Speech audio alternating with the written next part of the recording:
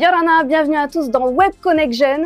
Aujourd'hui, on parle de deux roues, on parle de run, on parle de passion pour les moteurs, pour la vitesse, run sauvage et puis course illégale aussi. On se retrouve juste après cette vidéo.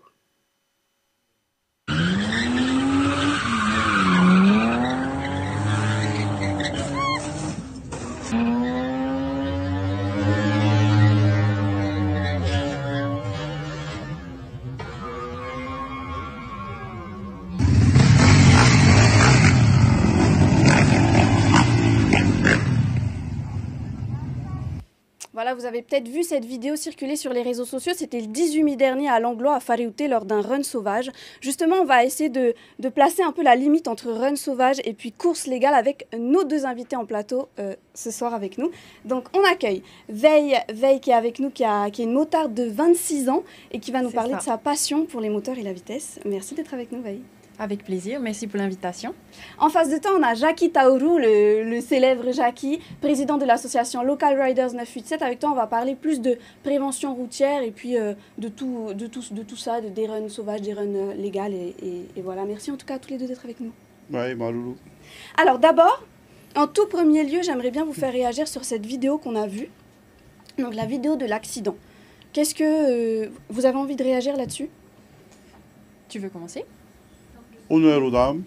Alors, par rapport à cette vidéo, c'est vrai que moi, à mon avis, c'est dommage quand même que ça a été médiatisé parce que du coup, oui, ça a quand même créé un mouvement de haine par derrière sur les réseaux sociaux et que tout le monde est responsable de ce qu'il fait. Donc, pour moi, ça devait pas être médiatisé comme ça. Après, ce qui est bien dommage, c'est que depuis un bon moment, il y a des rassemblements qui se font de plus en plus nombreux et ce qui augmente un peu plus le risque. Et j'ai envie de dire qu'il y a beaucoup de monde qui était au courant, mais rien n'a été fait et il a fallu attendre un accident pour bloquer l'endroit. Et au lieu de bloquer, ça serait bien plutôt de proposer une solution. Et toi, tu as envie de réagir? Allez, moi, sur ma réaction, elle va être simple. Hein. Donnez-nous un lieu. Donnez-nous un lieu. Ça devait y arriver. Hein. Il fallait s'y attendre. Hein. Un jour, ce jour est arrivé, comme je disais, voilà, il faut se réveiller, il faut se lever et travailler pour notre jeunesse.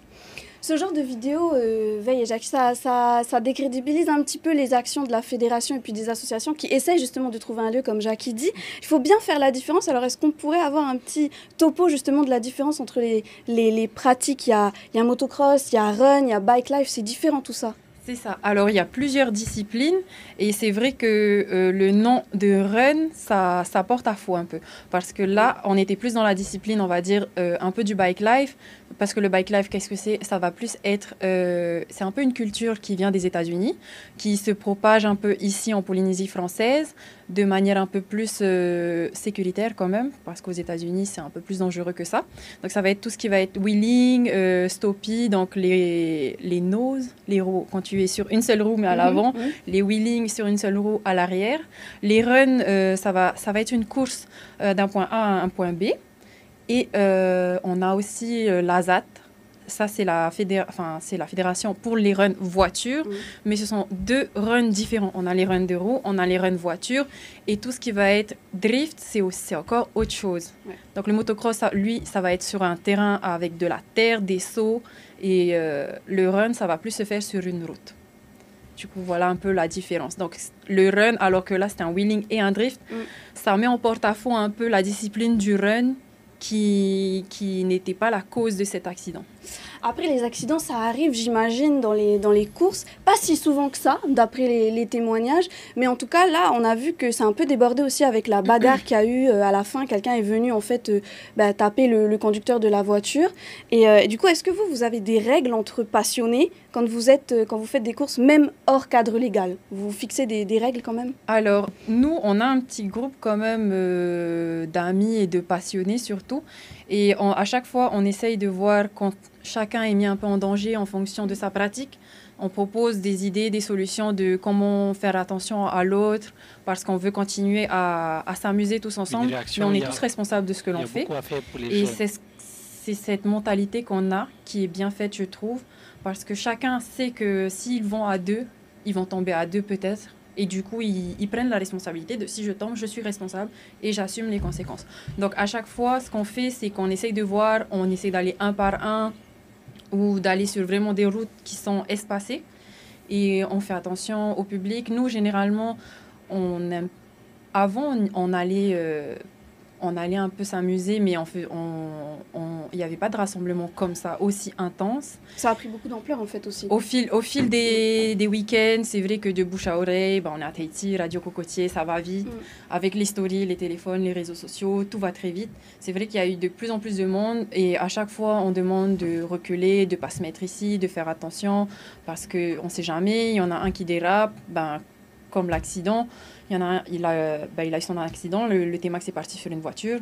C'est bien dommage, mais après, moi, je dis, tout le monde est responsable. Tu vas là-bas, tu sais que les rassemblements comme ça, ils sont interdits. Tu es responsable de tes actes, de qui tu emmènes avec toi et de ce que tu fais. En tout cas, on va parler un petit peu plus du coup parce que ça soulève le problème du lieu notamment et tu l'as souligné. Et avant justement de continuer, on va explorer un petit peu plus en profondeur votre univers, l'univers des deux roues. Donc on va écouter des témoignages, vos témoignages et puis d'autres témoignages. C'est tout de suite.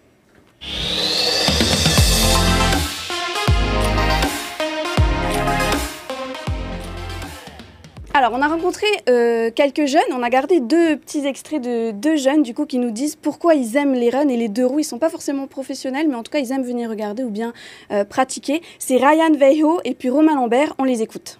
J'aime ça, hein. Et il n'y a pas d'endroit où on peut venir le week-end. Il n'y a que ici, je connais, où tout le monde aime se défouler avec leur bécane. Pour toi, Ryan, qu'est-ce qui attire les jeunes qu'est-ce qu'ils recherchent dans cette activité? L'adrénaline, je pense, et le fait de faire les courses, pour eux, ça leur libère aussi des problèmes de la semaine. Ça me vide la tête. Hein. Tu ne penses plus aux problèmes, mais ça évite aussi d'aller dans la drogue. Et par la même occasion, faire la course. Enfin, surtout nous en voiture, du coup, c'est faire la course avec les copains. Et voilà. Dans un endroit où c'est entre autres sécurisé, où il n'y a pas plein de voitures qui circulent, des piétons, enfin les piétons ils savent, donc ils sont tous sur les côtés et tout ça. L'apprentissage plus aussi de la maîtrise du véhicule et connaître son véhicule, préparer son véhicule pour forcément que ça soit la meilleure voiture de toutes et voilà quoi. Voilà, c'était Ryan Veiho, 18 ans en BTS mécanique, et puis Romain Lambert, qui est mécanicien poids lourd. Je vais vous faire réagir sur ces témoignages-là. Les jeunes, ils ont besoin, on l'entend, ils ont besoin de se défouler sans contrainte, et pour l'instant, il n'y a qu'un seul site. Qu'est-ce que vous vous demandez, vous? Alors, je veux revenir sur la question des runs. La différence entre un run encadré et celui du sauvage, un run encadré, c'est un drag race. C'est toi et ton adversaire. Vous n'êtes que deux. Pas comme on peut voir les rodéos sauvages, tu peux te mettre à plusieurs et voilà ce qui se passe. Danger, insécurité routière et mise en danger du public qui est là, qui regarde. Voilà une différence qu'on peut pointer du doigt pour justement, par derrière, réclamer un lieu, un spot dédié. Il n'en existe qu'un aujourd'hui, c'est Veitarua, c'est à Trava. Il n'y en a qu'un. C'est loin aussi. Donc, il y a aussi ce truc-là. Peut-être les jeunes, ils n'ont pas forcément... Il y en a aussi qui n'iront pas jusqu'à Trava ou qui n'iront pas s'inscrire au sein des clubs pour faire les courses. Donc, comment on fait pour attirer la jeunesse dans ce cadre légal-là, Jackie? Moi, je propose déjà de nous donner un autre lieu que Veitarua, qui, lui, nécessite plusieurs autorisations pour pouvoir pratiquer des journées de run, qui n'est pas forcément accepté, d'où on réduit les journées à 5 journées à l'année. Mais à la question, si je pose pas, est-ce que c'est suffisant pour encadrer, attirer notre jeune? Est-ce que c'est suffisant? Alors, comme je disais la dernière fois, on ne va pas se mentir. C'est pas suffisant. C'est pas suffisant. Il faut créer encore plus de journées, de sensibilisation, attirer nos jeunes déjà sur la sécurité routière, comprendre qu'est-ce que tu fais sur nos routes avec ton engin, respecter le code de la route et surtout l'appliquer. Aujourd'hui, il y a pas mal qui ont les permis, mais voilà. Les panneaux de signalisation, lui, je m'en moque, tu vois ce que je dis? On va revenir à ce thème de la prévention. Donc, pour revenir sur la question des témoignages, ils ont raison. Ils ont raison. Parce que c'est une chose qui perturbe depuis 40 années.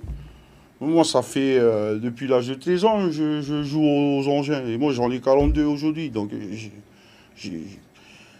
j'ai passé plein de choses, toi, j'ai vécu plein de choses par rapport à ça. Et depuis des années, c'est comme ça. Hein. Chaque fois, c'est réprimandé, on n'a rien compris, quoi.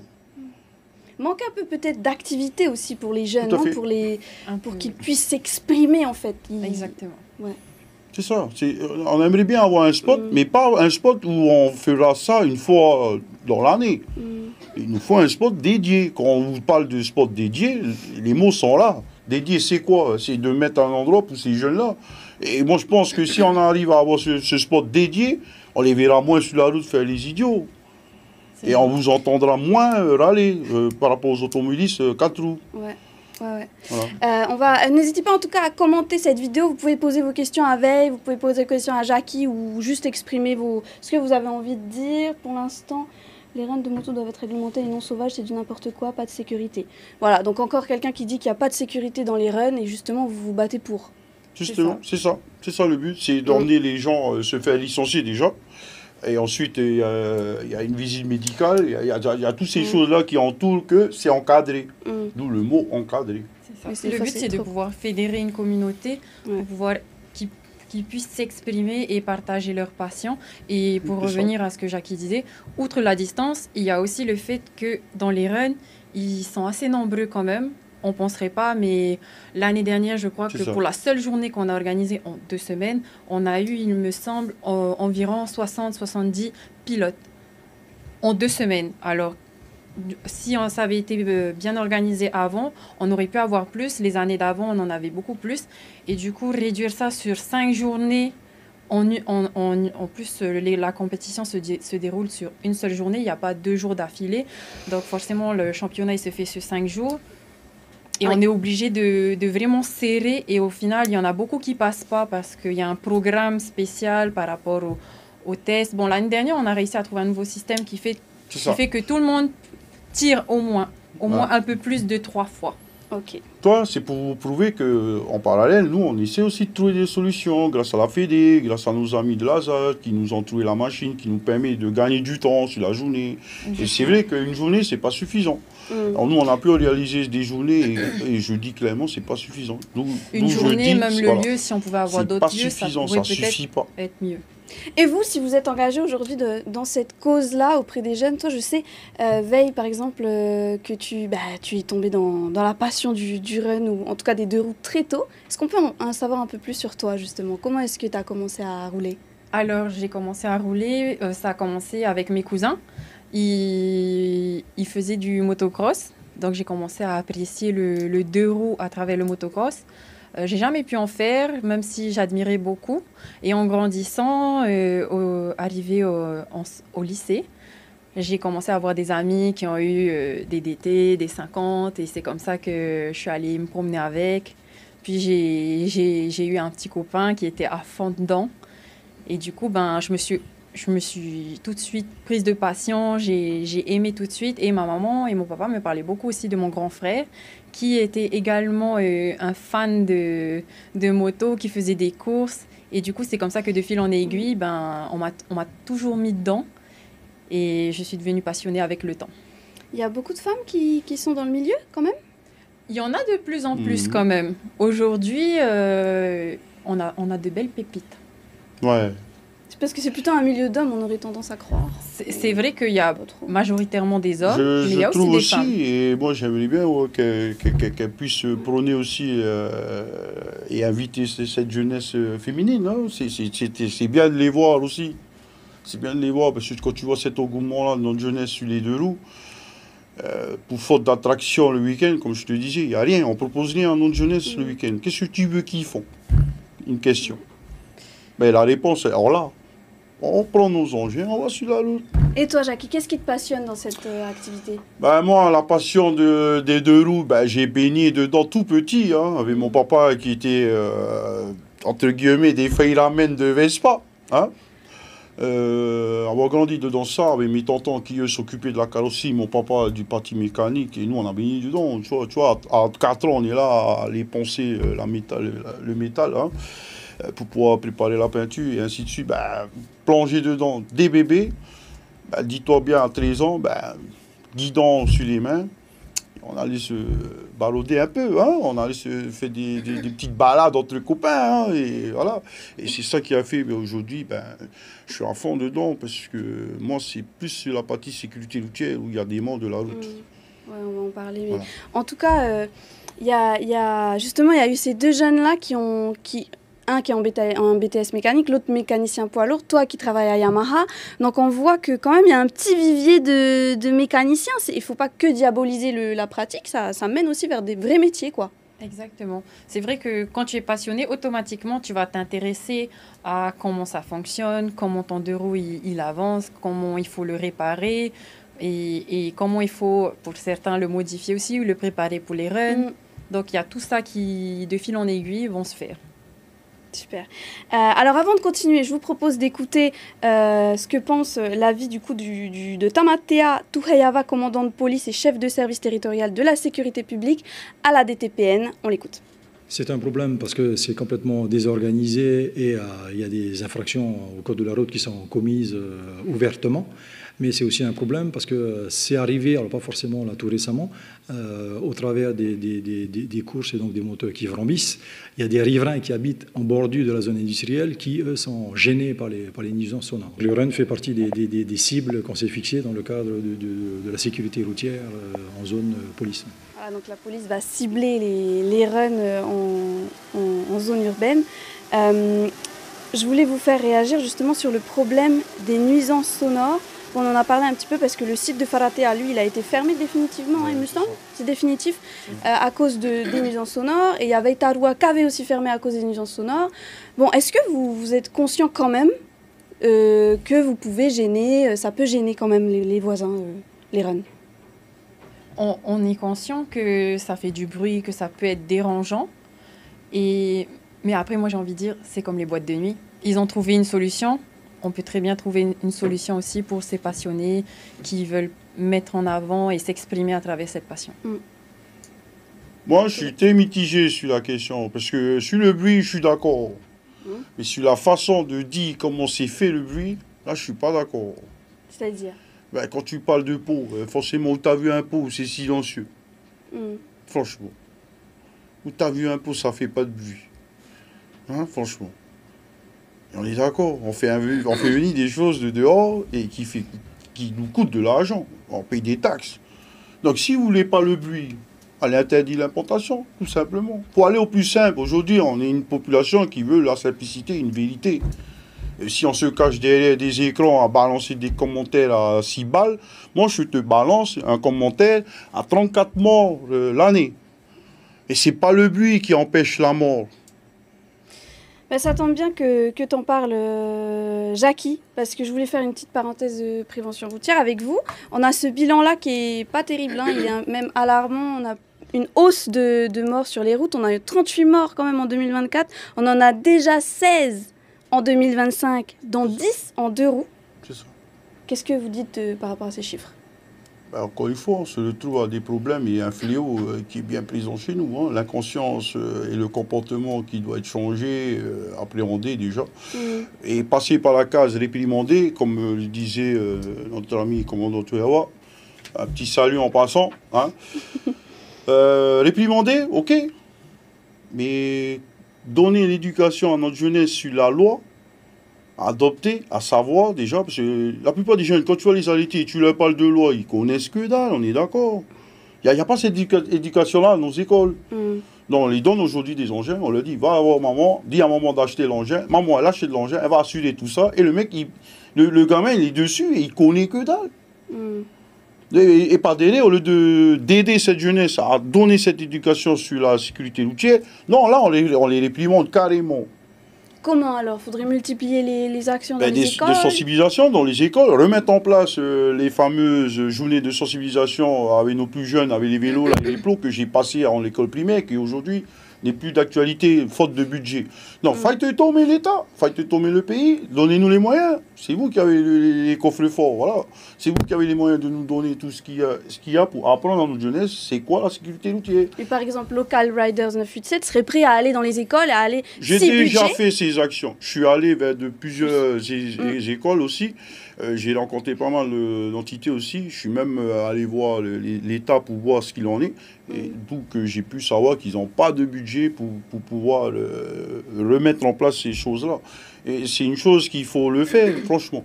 Il faut le faire. On attend de quoi? Qu'on atteigne les chiffres des 50 morts par année? Parce qu'on parle de chiffres, mais on est les recordmen du monde, franchement. De l'Hexagone, on est les premiers. On est mal placé. Et après, on est une petite île. Ouais. On est à 270 000 d'habitants et on est les premiers. Et c'est hallucinant. Après, on parle de comportements dangereux aussi sur les routes et qui viendraient notamment des deux roues. Bon, après, parce que les voitures sont parfois gênées. Ils doublent par la droite. Des fois, on ne les voit pas arriver. Tout à fait. Ça revient à ce que je viens de dire. On a donné un vélo à un gamin qui ne connaît même pas la loi, qui ne sait même pas qu'il ne faut pas doubler par la droite. C'est un autre sujet en plus, mais il y a aussi les vélos électriques qui... C'est ça. Comment ça, carrément...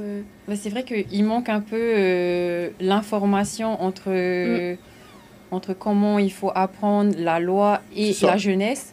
Et il y a aussi la différence, moi je trouve, entre les voitures et les deux roues. Ok, il y a des deux roues qui ne sont pas forcément tous conscients. On est plus vulnérables que des gens qui en voiture. Exactement, on est plus vulnérables et les voitures font moins attention aussi quand même. Il y a beaucoup des deux. Non, c'est ça. Et il y a 73% aussi d'accidents mortels, donc on l'a dit, les deux roues, mais c'est aussi à cause de l'alcool et de la drogue. Est-ce que vous, les jeunes, sont quand même conscients de ça? Pas que. Manque de lumière, défaut de route. Beaucoup de choses, beaucoup de facteurs amènent à la mort sur nos routes. Voilà. C'est pour ça, soyez prudents sur nos routes. Toutes ces choses-là, c'est dit. Mais est-ce que c'est appliqué? Est-ce que c'est retenu? Est-ce que c'est voulu aussi par rapport à notre jeunesse qui sont, eux, dans la voiture ou sur le guidon? Est-ce que c'est voulu, vraiment? Donc, il faut commencer petit. Et ça endurcit le système et ça continue jusqu'à leurs propres enfants. Après, c'est vrai qu'on médiatise beaucoup le fait qu'il y ait l'alcool, il y ait la drogue, et que, comme il dit, on ne met pas assez en avant aussi le côté de l'état de nos routes, la prise de conscience de nos automobilistes aussi, qui ne sont pas tout seuls sur la route, qu'eux, ils sont bien à l'abri dans leur habitacle, mais qu'à côté de ça, tu as un petit jeune qui, lui, n'a rien. Il est juste assis à cheval, il se prend une voiture, c'est sûr qu'il prend cher. Et à côté de ça, il y a beaucoup de choses qui peuvent être mises en place et qui sont ignorées. Mais par contre, on met beaucoup en avant, oui, il y a les points négatifs et surtout illégaux un peu comme la drogue, parce que c'est un sujet qui fait parler. Et moi, je trouve que c'est un peu moche de beaucoup se baser sur ça quand on sait que c'est pas le seul critère qui rentre en compte. Oui, la seule cause, c'est ça. Je voulais aussi dire à nos téléspectateurs, quand on te dit passionné, et qu'on te fait la morale sur les accidents de deux roues et tout, vous causez des accidents comme ça, nous les passionnés, on n'est pas des drogués, on n'est pas des alcoolos. Nous, comme je disais à nos jeunes, nous la drogue à eux, c'est le wheeling. C'est ça la drogue, c'est pas des jeunes qui vont au coin de la rue vendre des drogues, c'est ça qui est impressionnant avec les gens qui disent des choses qui ne savent même pas le fond. Donc, comme je les invite à chaque fois, venez avec nous, vous allez parler avec ces jeunes-là, vous allez comprendre à qui vous avez en face. Et quand tu vois des jeunes comme le Manatois, c'est un jeune que je soutiens beaucoup et c'est un jeune qui peut amener plusieurs jeunes à vivre de ça. Parce que le jeune là que je parle, il vit de ça. Avec les sponsoring et tout ça. C'est ça, il vit de ça. Et grâce à ça, il a pu partager avec une petite communauté ses propres amis à lui, qui l'amènent à se renforcer mentalement. Parce qu'on parle beaucoup de jeunes et tout, mais il faut avoir un mental déjà. Si tu n'as pas le mental ou tu n'as pas le moral qui va avec, c'est pas la peine. C'est comme le champion de bar. Tous les jours, il est dans la mer avec sa pirogue. Il faut un mental d'acier pour y aller. C'est pareil pour les gars en deux roues. C'est une fois en contact avec eux que tu comprends. De loin, tu ne comprendras pas. Tu vas nous balancer des choses et tout. Voilà. Donc, si vous avez des commentaires instructifs, venez. Moi, ça m'intéresse parce qu'il faut qu'on nous donne un lieu. Il faut qu'on trouve un lieu. Il y a les lieux déjà là. Il n'y a pas besoin de nous donner. Il faut juste nous donner l'autorisation. Mais c'était intéressant aussi sur les accidents. Tu disais qu'il fallait éduquer les jeunes un petit peu plus tôt. C'est vrai on fait pas passer le code, peut-être même le code, parce que ceux qui sont en 50 ou en vélo, par exemple, ils n'ont pas le code, ils n'ont pas le permis, donc ils connaissent pas vraiment les règles et tout ça. Donc peut-être même mettre en place ça plus tôt, non? Qu'est-ce que vous en pensez? Tout à fait, c'est ça. C'est ce que je propose, moi, c'est de permettre à nos jeunes qui sont déjà en primaire de comprendre c'est quoi les priorités des 5 panneaux dans les codes de la route. L'obligation, l'interdiction, et j'en passe. Hein, toutes ces choses-là, il faut le faire. Et aujourd'hui, on apprend qu'on a réduit nos inspecteurs pour éviter que les jeunes soient à 20 à passer les permis et qu'on donne le permis à tout va. Mais derrière ça, vous avez parlé du budget, combien ça coûte? Ça coûte cher les permis là aujourd'hui. J'ai l'impression de payer un papier en or. Oui, pour ceux qui n'ont pas les moyens, c'est vrai que parfois... C'est ça, tout à fait. Et encore, si on rajoute sur l'édifice le souci des assurances, là aussi, il y a des choses aussi à revoir. Quand tu es prêt à payer l'assurance pour avoir une vignette qui te protège, soi-disant, et quand tu as un accident, tu galères pour toucher ton indemnité, j'ose dire. Hein. Et à ce moment-là, il faut qu'on se réveille. Parce que l'erreur, il est bien devant nous. Et on est là, on dit, salut, je te paye. Voilà, j'ai ma vignette, je ne me fais pas réprimander par les moutés. Ça me va. Mais le jour que tu as un accident avec, et où est ton assurance? Ta famille galère pour te faire indemniser. Je parle en connaissance de cause, je ne suis pas là à accuser qui que ce soit. Je peux prouver ce que j'ai de dire. Si vous me cherchez des noix, il n'y a pas de souci. Hein. Surtout pour les runs sauvages aussi, il doit y avoir des soucis d'assurance. Quand il y a des accidents comme il y a eu, assurance... Tout à fait, c'est ça. Là, c'est chacun qui est responsable. Tandis que le run encadré, toutes ces choses-là, c'est vu à l'avance. C'est proposé même aux licenciés d'être dans les normes. Il y a une assurance qui est prise en compte. C'est ça. Ok, bah justement, il y a un commentaire là qui demande, y a-t-il des secouristes sur place pendant les runs Tout à fait. Ou pas? Si. Il y a des secouristes? Oui, okay. Que la Fédé prend en charge. Voilà. Pendant toutes les journées organisées par la fédération, il y a une assurance qui est mise à disposition. C'est pour ça aussi que les licenciés payent un engagement et tout. Il y a une partie qui est là pour aider à payer l'assurance qui a un coût. Et on a aussi les secouristes sur place et une ambulance qui est prête à arriver si jamais... J'ai un autre commentaire qui dit que la majorité des infractions sont plus commises par ceux qui se disent passionnés mais qui veulent juste freestyle finalement. Vous voulez réagir aussi? Alors, qu'est-ce que je peux répondre par ça? Les infractions commises par plus des passionnés. Avant tout, on est tous des passionnés. Que tu veuilles ou pas, on est tous des passionnés. Maintenant, ce qui est commis et qui est réprimandé, quand tu vas faire une statistique avec nos moutés, la plupart, ils n'ont pas de permis. Et moi, j'ai envie de dire, un vrai passionné, il va aller jusqu'au bout des choses. C'est ça. La plupart que je considère comme vrais passionnés, ils ont tous le permis. C'est ça. Okay. C'est vrai en Après, plus. j'ai envie de dire, il a son avis et on n'a pas tous la même définition de passionné. C'est ça. Donc, en fonction de son avis, il peut avoir raison, comme on peut avoir raison. Si à mon époque, il faut attendre 25 ans pour avoir son permis sur 5 ans. Parce qu'il faut économiser, il faut travailler, il faut avoir des sous pour pouvoir le payer et le passer. Aujourd'hui, les jeunes là, ils n'ont que 20 ans, ils n'ont que 19 ans, ils ont le permis en main. Donc, d'une part, il y a leurs parents qui sont derrière à financer tout ça, qui les soutiennent, parce qu'eux-mêmes, ils ont compris ce que leur enfant a de leur demander sur la passion qu'ils vivent. Voilà. Donc, pour moi, passionné, oui, on est tous passionnés, que tu veuilles ou pas, toi aussi, tu es passionné de quelque chose. Et moi, je voulais revenir aussi par rapport aux préventions, que ça commençait plus jeune et tout. Je sais qu'avant... Pas mal de commentaires aussi par rapport à ça. On devrait ajouter ce genre de choses dans l'éducation, sous forme de sécurité routière. Pourquoi ne pas mettre les cours de code dans l'éducation? En tout cas, ça fait réagir. Je sais qu'avant, quand j'étais en primaire, la gendarmerie passait pour faire passer les permis vélo. Ça m'a beaucoup aidé parce que quand j'étais jeune, j'allais toute seule de Paea, à peu près PK19, jusqu'à la pointe des pêcheurs en vélo. Et le fait d'avoir eu cette éducation sur comment il faut traverser la route en vélo, que tu ne traverses pas sur un passage piéton en pédalant, tu descends de ton vélo, tu checkes à droite, à gauche.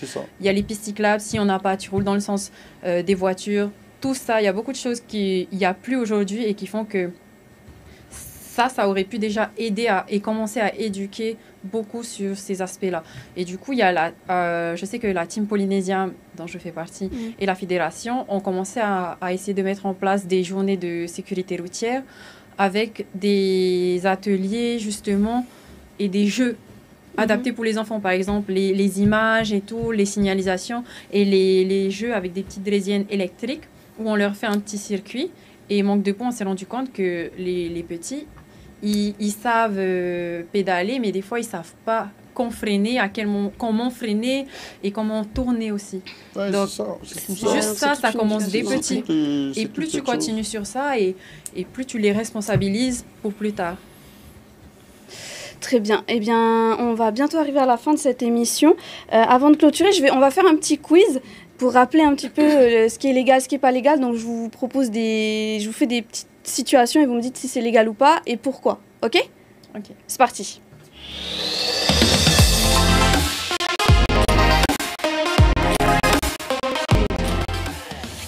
Bon, alors, celle-là, si on ne sait pas, c'est qu'on n'a rien compris. Donc, du coup, organiser une course sauvage dans une zone industrielle, est-ce que c'est légal ? Non. Ok. Non. Pourquoi ? Parce qu'il n'y a pas de demande d'autorisation, il n'y a pas de secouristes sur place, il n'y a pas d'assurance pour couvrir la journée. La prise en charge de nos jeunes participants ne sera pas prise en compte. Il n'y a pas tout ça. Il faut tout ça. C'est pour ça encadrer, c'est un mot magique. Hein, mais quand on dit encadrer, c'est quoi ? Allez chercher la définition et vous allez comprendre. Après, par contre, on a faire du wheeling ou du drift normalement sur un terrain privé. Ça, c'est légal. Bah, si tu as l'autorisation du propriétaire du terrain, vu que c'est un terrain privé, why not ? Qu'est-ce qui t'en empêche ? Si c'est un terrain public, non. Voilà. Mais si c'est un terrain public, comme il s'est passé là-bas, ils ont les zones fermées, parce qu'on n'est pas là avec des autorisations légales. Ensuite, filmer et diffuser une course sauvage. Alors ça, est-ce que c'est interdit ? Ça, je ne sais pas. Franchement, sur les réseaux numériques, ça, je ne peux pas répondre, parce que quand tu vois l'engouement aujourd'hui sur nos réseaux sociaux, il n'y a que ça. Je ne saurais pas non plus dire, mais personnellement, moi, j'aurais dit quand même illégal, parce que c'est quand même... Il y a beaucoup de gens qui sont dedans, et il y a aussi le respect quand même de l'image de chacun et de sa vie privée. Et surtout, après, ça crée un mouvement de haine. Ceux qui vont reconnaître la personne qui a eu l'accident ou qui a créé l'accident, ça va créer encore plus de mouvements de haine, de bagarres et de menaces. Et moi, je dis non. On continue le quiz, hein. Vous pouvez vous aussi jouer en commentaire avant qu'on clôture complètement l'émission. Alors, on continue. Ouais, du coup, filmer et diffuser, on disait une course sauvage. Donc non, c'est illégal. Hein. Les images peuvent servir de preuve, mais par contre, celui qui a diffusé, il peut aussi être sanctionné. Il sera sanctionné de toute façon, même s'il a donné la preuve aux policiers. Alors, faire un drift sur une route ouverte, ça c'est pareil quoi. C'est ça, pareil. C'est illégal. C'est ça. Alors, rouler à plusieurs en balade sur la route. Ça dépend, il y a un nombre limité. Moi, faut pas que ça Moi, ce que je ressemble à un propose rassemblement. avec mon association, c'est de rouler en quinconce. Comme ce qui est régi en loi, sur la loi française des 2 roues. Hein. Et pouvoir rouler comme ça nous permet d'être en sécurité déjà nous-mêmes, dans un cortège, et d'éviter que d'autres véhicules par derrière viennent et vous bousculent et vous disent des noms d'oiseaux. Hein. Je sais qu'arrivé à un certain nombre, il faut une autorisation de la gendarmerie. En tout cas, il n'y a pas c'est légal tant qu'on ne va pas trop vite. Je ne suis pas sûre parce qu'une fois, on a voulu faire une balade à plusieurs. Et les gendarmes, ils sont venus, ils nous ont dit qu'arrivé à un certain nombre, il faut une autorisation. Moi, j'ai trouvé que c'était légal, mais on va vérifier tout ça dans le détail. Moi, je t'ai dit par expérience. Mais ok, l'expérience. J'ai un ami qui s'est fait convoquer par la gendarmerie Je peux confirmer ce qu'elle dit, parce que moi, quand je fais mes événements, je fais toujours une demande de déclaration de manifestation sur la voie publique. Ouais. Qui lui va vers l'État et qui l'État, avec son pôle de sécurité, envoie toutes ces demandes à tout ce qu'il faut, c'est-à-dire les gendarmes, la brigade mobile, que je salue aussi en passant, parce que j'ai beaucoup travaillé avec eux. Et c'est vrai, chaque départ, ils sont présents. Okay. Et ils nous servent de cortège, ils nous ouvrent la voie, même nous protègent même des fois des gens qui sont pas contents de nous voir sur la route. Où ça dit des choses, et voilà, ils sont là pour ça. Donc je les remercie beaucoup, parce qu'on leur demande beaucoup aussi. Et en passant, on pense créer une journée dédiée à ça, et le soutien sera très souhaité, tu vois, très sollicité même. Mais c'est vrai, ce qu'elle dit, arrivé à un certain nombre, il faut une autorisation. C'est pour ça, moi, peu importe le nombre qu'il y a, je déclare toujours mes demandes, je fais toujours des demandes sur papier avec l'État, pour être dans les normes, pour éviter aussi qu'on vienne nous réprimander avec des gens qui ne comprennent pas la chose, et ils viennent, ils nous disent du mal, ils nous disent des choses qui est pas cool, quoi. Ouais, Voilà. et du coup, on a aussi masqué sa plaque d'immatriculation. Est-ce que c'est légal ou pas? Mais non, ça c'est interdit, ça. Illégal, 400 000 francs d'amende, à peu près 1 an de prison. Yeah, on est d'accord. Ensuite, installer un kit main libre. Genre, si par exemple je mets un support téléphone et je roule, est-ce que j'ai le droit ou pas? Un kit main libre, là, Ouais, si tu parles ça, de je main. sais pas. Alors ça, moi, j'ai pas de loi qui me dit ça. Parce que quand tu vois les livreurs de main, pour ne pas dire le nom, tu les vois avec la Vini dessus. Hein, voilà. Est-ce que c'est légal? Ça, je sais pas. Ouais, non, Franchement. alors, j'ai trouvé que c'était légal. Enfin, quand j'ai cherché, on indique que c'est légal. Tant que ça gêne pas en fait le champ de vision et la maîtrise du véhicule. Du coup, voilà. Mais quelle maîtrise tu parles? Parce qu'à un moment donné, tu es obligé de lâcher ta main pour toucher. Non, mais apparemment, c'est un support que tu mets Oui, carrément mais sur ton... on que est tu d'accord attaches. qu'il est tactile, le truc. Normalement, normalement... Et, c'est- forcément, c'est tu légal. lâches une des mains pour toucher. Bon, après, à moins que tu utilises la troisième main. Après, normalement, pas de téléphone au volant de toute façon. C'est déconseillé.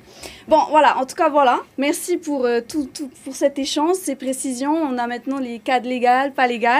Est-ce que vous avez un dernier mot avant qu'on clôt l'émission? Je vais regarder aussi Je les laisse commentaires. l'honneur à V. Cette troisième. Alors, ouais, non, donc du coup... Logique. Logique quoi, logique? Technologie. Ah, technologie. Bon, merci en tout cas à vous deux, Veille et Jackie, d'être venus sur ce plateau Merci pour aujourd'hui pour l'invitation. parler de la passion des engins. Alors, prochaine date pour les passionnés, c'est le 22 juin du coup pour le championnat de motocross, ce dimanche ça. du coup. Et reprise des runs, et vous allez être contents, le 6 juillet Exactement. à Veitaroa. Super, on vous souhaite que du bonheur. Vous pourrez aussi revoir cette émission en replay sur YouTube et puis il y aura des petits extraits qui seront faits par Sandira sur TikTok. Et donc voilà, je vous dis, alors WebConnect fait une petite pause, mais on se retrouve très très bientôt. Bonne soirée. Ride safe.